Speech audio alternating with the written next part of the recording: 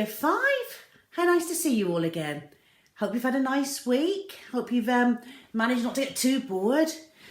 Rusty and I were just talking about how we can't do any normal things anymore, like get out and get a haircut. And look how long Rusty's hair's got. He's having to wear it in pigtails, isn't he? But he doesn't mind because he pretends he's Ariel from The Little Mermaid. Hope you guys have had a nice week anyway. And glad you've joined us again for another story time. This week we'll be reading the first half, because it's a longer story, so the first half of a story called The Leopard Poachers, which is quite an interesting book. I think you'll enjoy it. It's quite an adventure anyway. So anyway, settle yourselves down and here we go. The Leopard Poachers.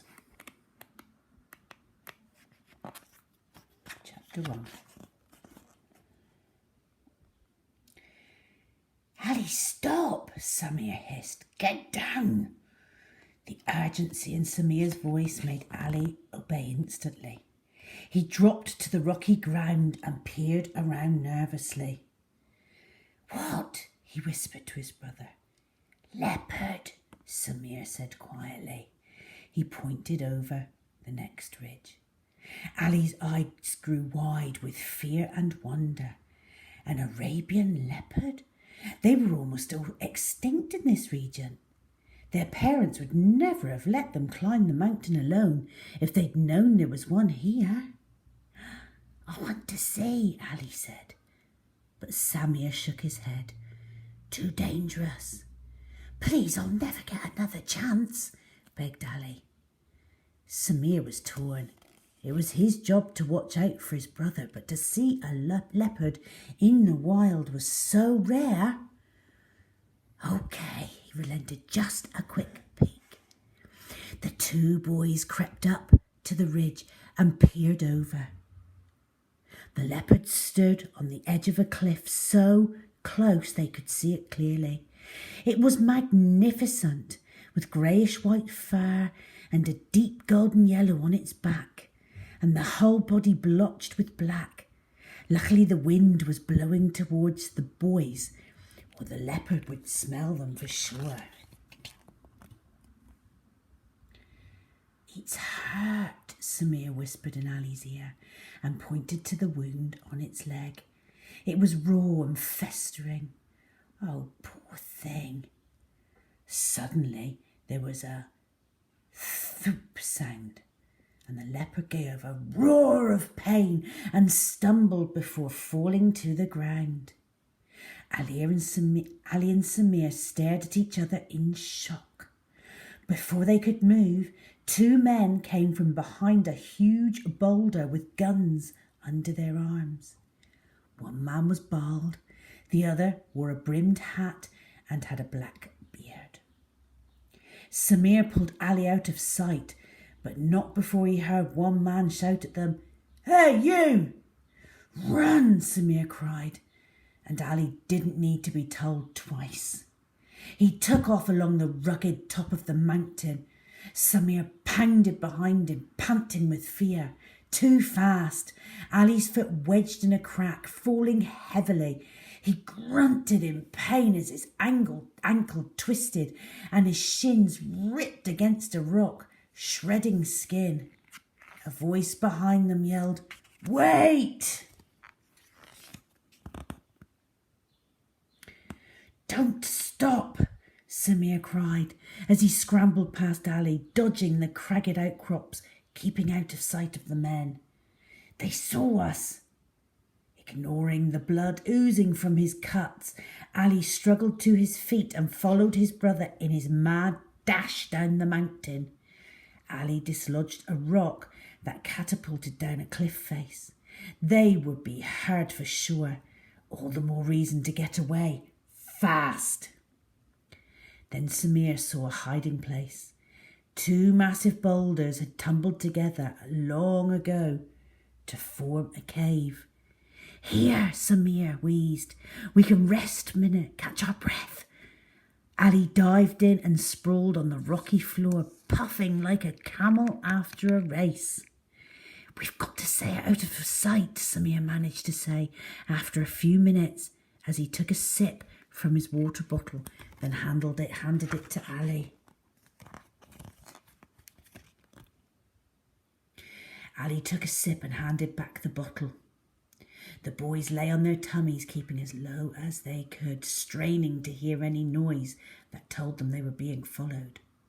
Finally, Samir whispered, "They must be poachers. We've got to tell Mum and Dad." "How could they shoot it?" Ali whimpered. "It was so beautiful."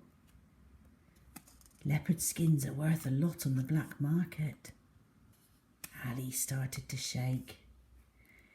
It wasn't cold. Midday in the desert was hot, even in winter. Like it was now.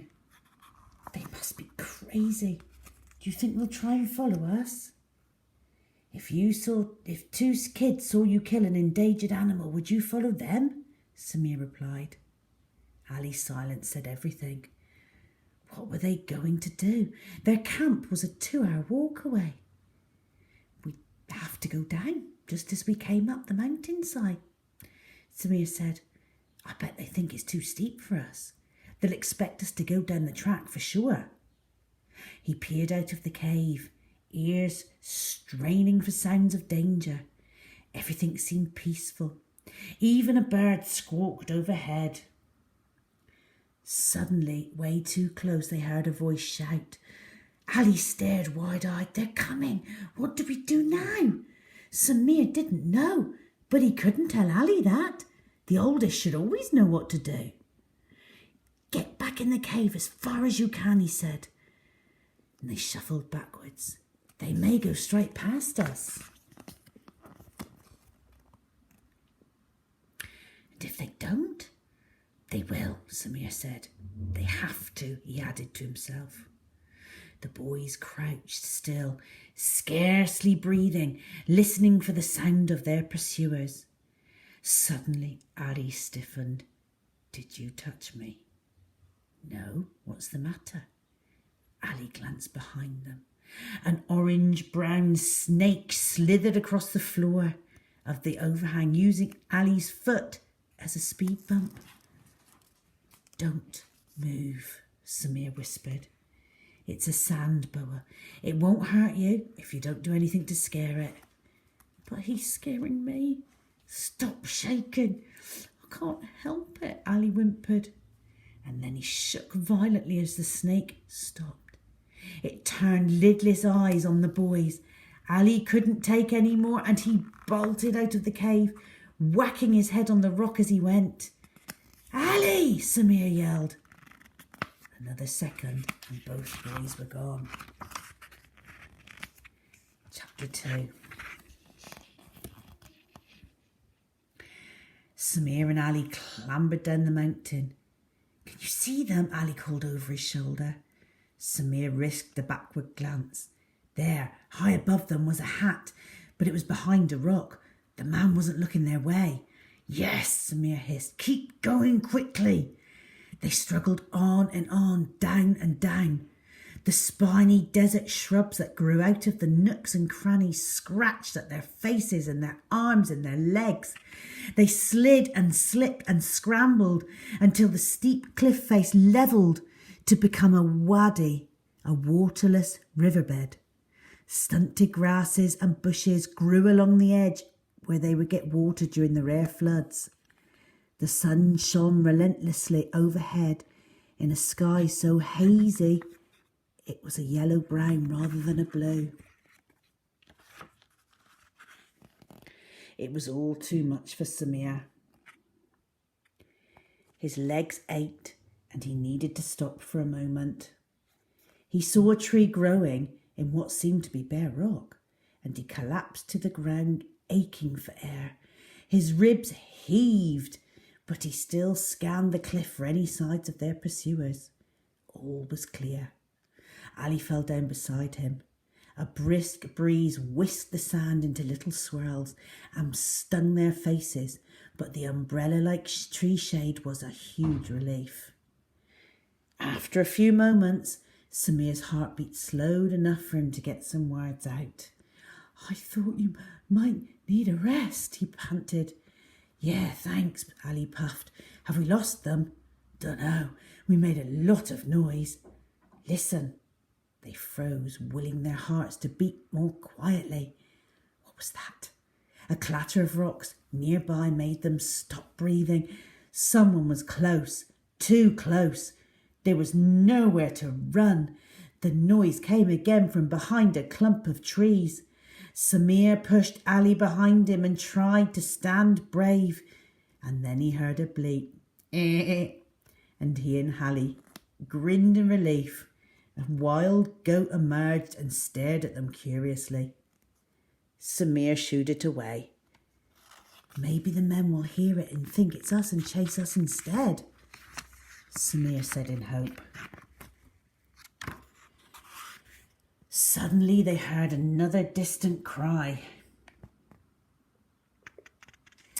Too late, Ali hissed, his voice hoarse with fear. They found us. Samir dragged Ali behind a bush with spiky branches and forced him down. But there were no cries from anyone chasing them, no thudding footsteps pounding closer. That cry could have been a long way off. Sound travels out here, Samir whispered at last. Do you think? Ali gulped. They were silent for 5 long minutes, breathing in each other's dread. Perhaps they heard far-off shouts, or maybe they heard the cry of a falcon or the grumble of a camel. Every sound was a threat. Each rustle hid a menace. The tension grew until Samir thought he would scream. I guess we lost them, he said at last, willing it to be true. Ali looked around at the unfamiliar area. I think we've lost ourselves as well, he said in a small voice. It's okay, Samir reassured him.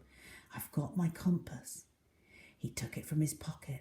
That's north, he said, pointing across the wadi. And that's south, he added after a long pause, pointing back up the mountain. End of part 1.